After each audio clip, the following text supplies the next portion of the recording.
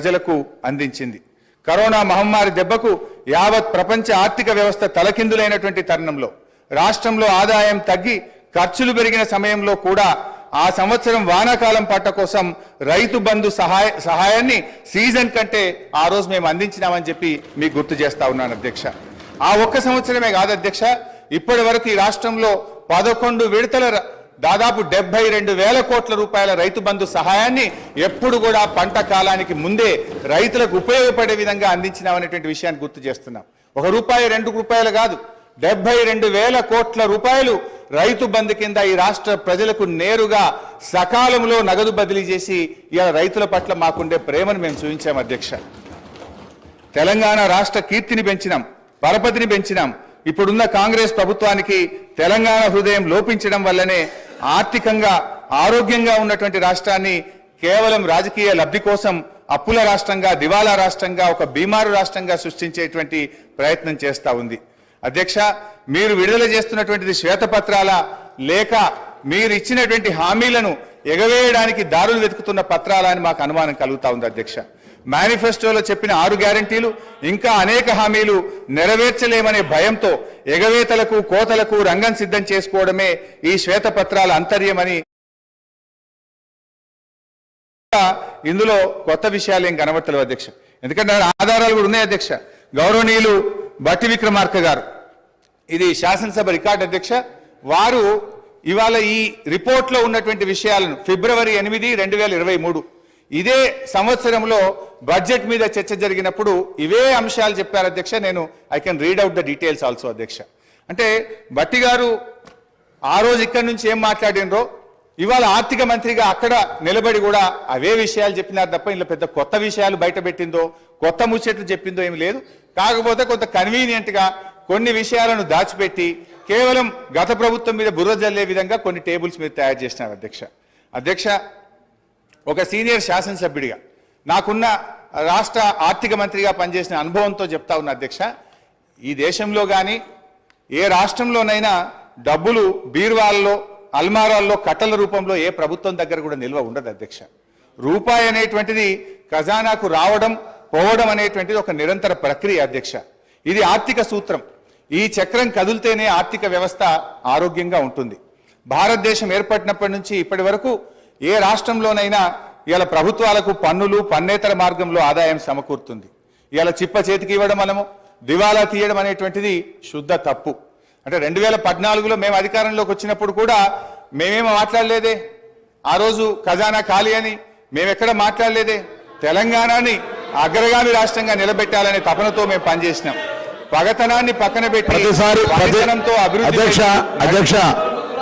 అధ్యక్ష ప్రతిసారి ఇప్పుడు నేను గౌరవ సభ్యుని అడుగుతాను. రాష్ట్రం అంటే ప్రభుత్వం అంటే సార్ వారు అడిగిన దాంట్లో ఒక ప్రశ్న చిన్న అంశం కూడా చెప్తాను. రాష్ట్రం అంటే ప్రభుత్వం అంటే డబ్బులు అలమార్లో ఉంటాయి అంటలేను, కానీ జీతాలు 1వ తారీఖు ఇయ్యలేనటువంటి ఆర్థిక పరిస్థితిని రాష్ట్రంలో ఆర్థిక పరిస్థితి గురించి చెప్తే ఎందుకు ఆర్పాడతారో తెలియదు.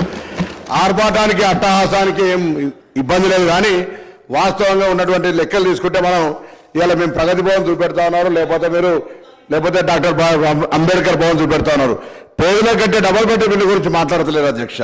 ఈ రోజు మా దగ్గర హుస్నాబాద్ సంబంధించి పోతే మున్సిపాలిటీకి సంబంధించినటువంటి అధికారులు ఈ ఇంట్లో ఉంటే సరిపోతామని బోర్డు పెట్టారు. అయినా కూడా ఆ ఇంట్లో నివసించి ఇచ్చుకొని ఇటువంటి కూడా డబుల్ బెడ్రూమ్ ఇవ్వలేదు అధ్యక్ష. ఇది వాళ్ళ ప్రభుత్వం యొక్క. అంతేకాదు ఇవాళ దాని లెక్క చెప్తా ఉన్నారు. ఇవాళ 1,25,000 రూపాయలు బలహీన వర్గాల శాఖకు సంబంధించిన మంత్రిని ఇవాళ అధికారికంగా లెక్కతో చెప్తా ఉన్నారు. 1,25,000 రూపాయలు గురుకులంలో ఉన్నటువంటి చదువులకు ఇస్తా ఉన్నారు. 55,000 రూపాయల దారిలో ఇచ్చేటువంటి బడ్జెట్తో పాటుగా 55,000 రూపాయల బడ్జెట్ 55 రూపాయలు ప్రతి విద్యార్థి కూడా వచ్చేటువంటి పరిస్థితులు చెప్పేది మాత్రం 1,20,000. ఆర్భాటం పేరు ఎన్ని రోజులు నడుపుతారు అధ్యక్ష? ప్రచారానికి సంబంధించిన దాని మీద నడుపుకుంటూ అవుతుంటే గ్లోబల్ ప్రచారం చేసి మేము బాగున్నాం, బంగారు తెలంగాణ బాగున్నాం అంటే అందరూ బాగున్నాడు చెప్తాను. నేను నాకు సంబంధించిన అంశం చెప్తా, మీరెందుకు సార్ ఆయన చెప్తారా? నేను పార్టీ మినిస్టర్ గారు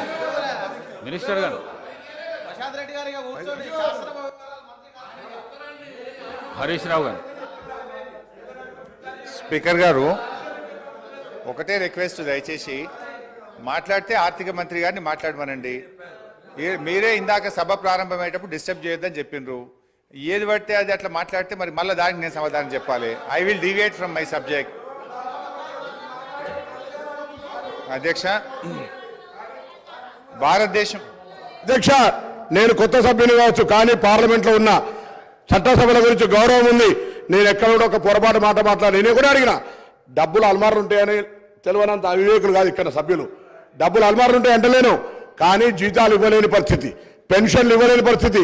ఇటువంటి పరిస్థితి ఉంటే రిటైర్ ఉద్యోగులు పెన్షన్ల కొరకు చుట్టూ తిరిగేటువంటి పరిస్థితి, ఇవాళ ఇన్స్టాల్మెంట్ల మీద ఇచ్చేటువంటి పరిస్థితి. మీరు ఒక ఇల్లు నేను చెప్తే నేను ఎక్కడో చెప్తలేను.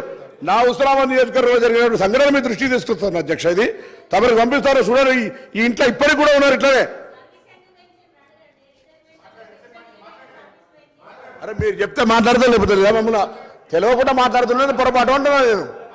మాకు తెలుసు కదా, మాకు కూడా అవగాహన ఉంది అంటున్నా. Please please